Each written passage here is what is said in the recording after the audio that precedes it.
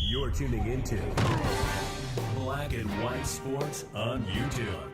The no-holds-barred truth on sports. The main event starts now. All right, Black and White Sports supporters, we're going to talk about the Steelers because I got a couple of things.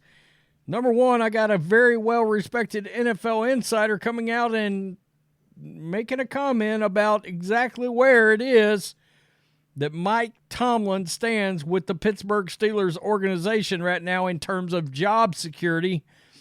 And I think the conclusion here is somewhat surprising, kind of surprising, especially in light of what I'm about to show you. And we know the other day the Steelers lost a horrible loss at home to a woefully terrible Patriots team, a team we cover a lot here on this channel. And that was only 3 days removed from losing to, a woefully awful Arizona Cardinals team. Even worse, the losses came at home. So what was or should have been 9-4 coming out of those two games becomes 7-6 and no longer in the playoffs. That, of course, called into question Mike Tomlin's job security, who a lot of people believe his voice has become stale after being with the organization forever. Well, let me tell you exactly how bad these two losses were, because they're arguably the two worst losses by a team this good in the history of football. This is nuts. Yeah, this is Florio. On Sunday morning, the Steelers were 7-4. They had a pair of home games only 4 days apart against teams that entered the contest with identical records of 2-10. Steelers lost both games. As mentioned on Amazon's postgame show, the Steelers became the first team in league history with a record above 500 to lose consecutive games to teams at least 8 games below 500.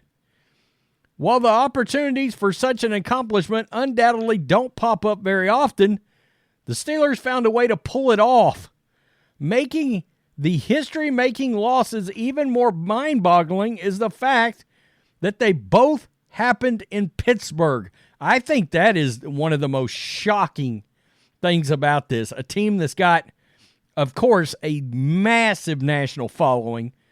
A lot like the Cowboys, like the Raiders, Packers, Niners, Patriots. The Steelers are arguably what? They're the top 3 brand in all of the NFL. And they should have had a major home field advantage, and they blew it. They just blew it. The full ramifications won't be known until the next 4 games are played. Maybe they can turn it around and still make it to the postseason. Or maybe they're mentally broken after blowing a clear shot to move to 9-4.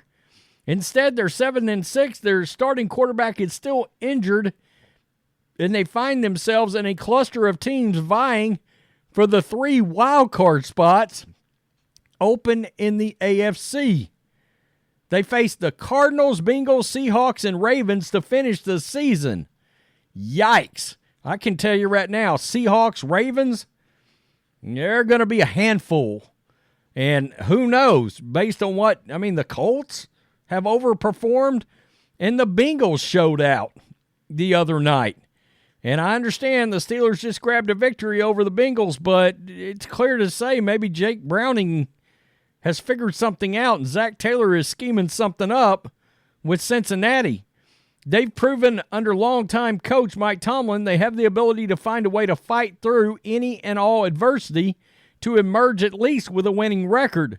Maybe they'll do it again, winning 2 of the last 4. Maybe 9-8 will be good enough to make the playoffs. Or the events of Sunday and Thursday are proof that the magic is gone and they won't be able to get it back within the next month. They've got a couple of extra days to get ready for a visit to Indy. The Colts, along with every other team the Steelers face, will be playing for something. And unless the Ravens somehow have the number 1 seed locked up by week 17 and bench their starters like they did in 2019. So, at this point, in some odd kind of way, Steelers fans may have to root for the Ravens to, grab that number 1 spot and have it locked up before they get to that last game.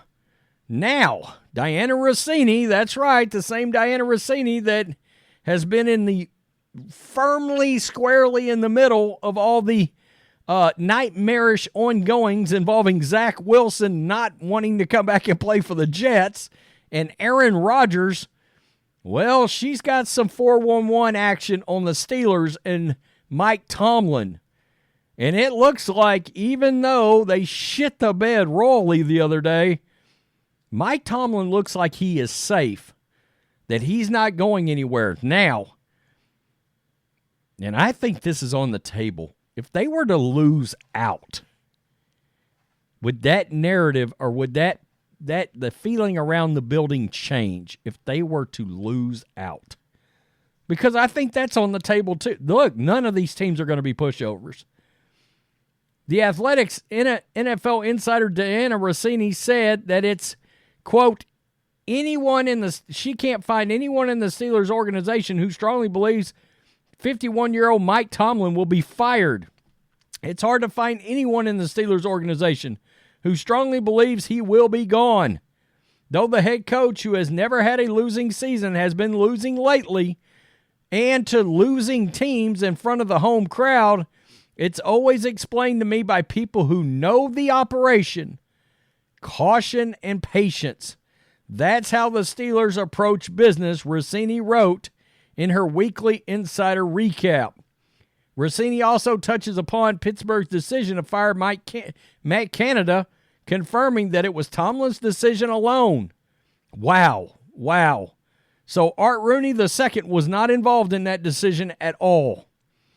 It's hardly a surprise to hear that the Steelers aren't moving on from Tomlin, while he continuously fallen short against inferior opponents and hasn't won a playoff game since 2016. This team is hardly reactionary when it comes to getting rid of coaches. They've had 3 coaches since 1969, and Tomlin is well-liked around the players around the league and well-respected by everybody in the NFL.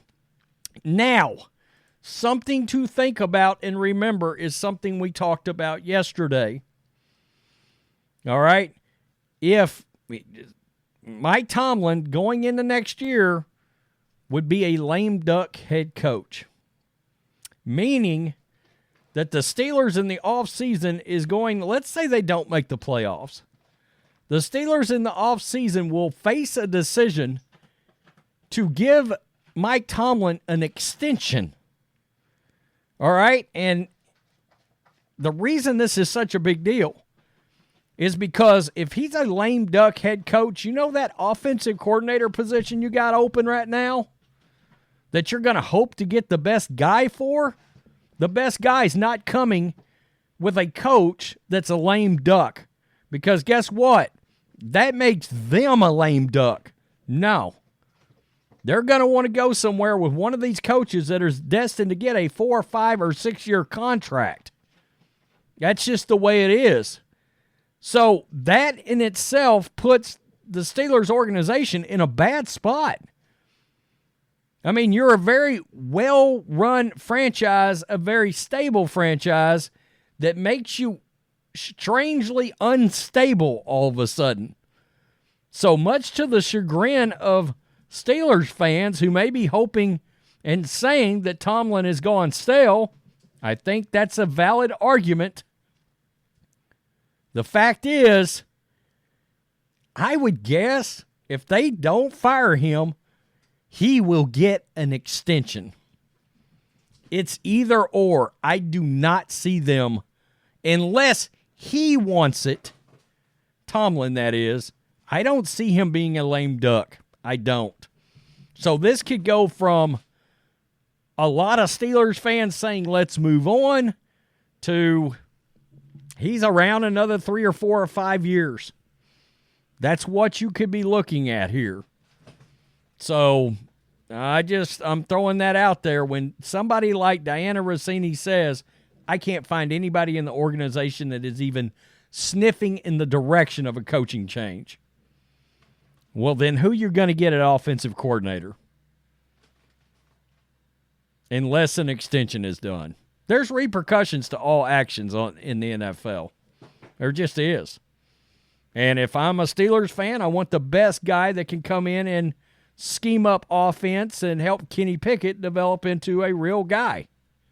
Or determine he's not a real guy. One of the two. Tell me what you think. Peace. I'm out. Till next time. Thanks for watching the show. Be sure to like, comment, and subscribe. Be sure to tune in next time on Black and White Sports.